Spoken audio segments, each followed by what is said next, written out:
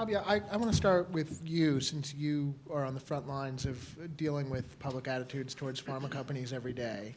And obviously the gorilla in the room in Washington has been pricing for the last year or more.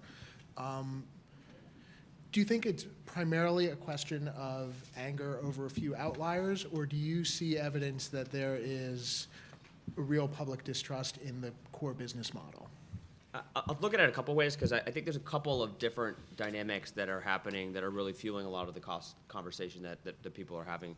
I think number one, there are some outliers that have gotten a tremendous amount of attention.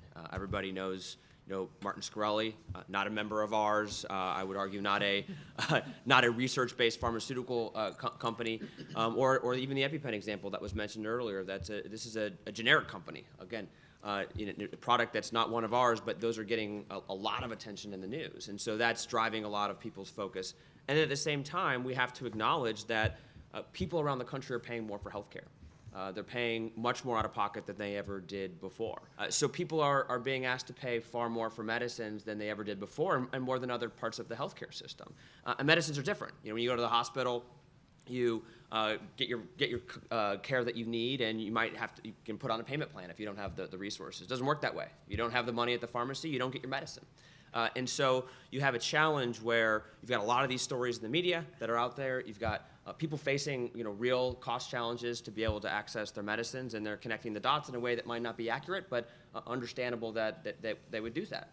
I think when we look at things like the EpiPen, it really offends us because some companies will push, and they'll go over some line, wherever that line is. And that line is the line that divides reasonable from unreasonable. And when they go into unreasonable territory, then that's when the press takes note, the public takes note, and the whole industry gets a bad name.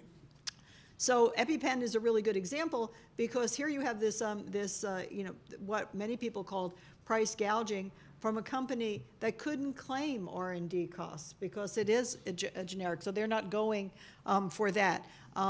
That's very different from AbbVie talking about the cost of an HCV treatment.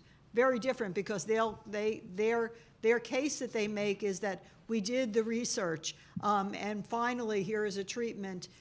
I think it's very admirable that the pharmaceutical industry, in many cases, has stepped up to the plate with coupons and special programs, and that's great, and it pulls at the heartstrings, but it also builds demand.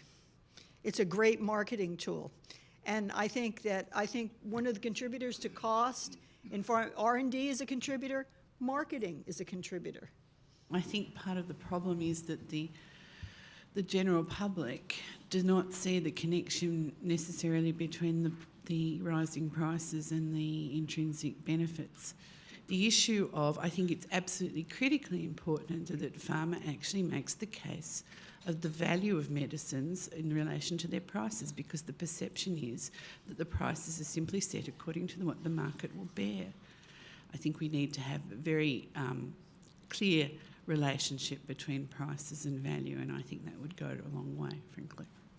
It's not an exact science, it's very difficult. We see a lot of focus on headlines about what the price increases are for medicines. The fact is, and this will probably surprise a lot of people, after negotiations and rebates in the marketplace, prices went up 2.8% last year. That's how much they went up in 2015.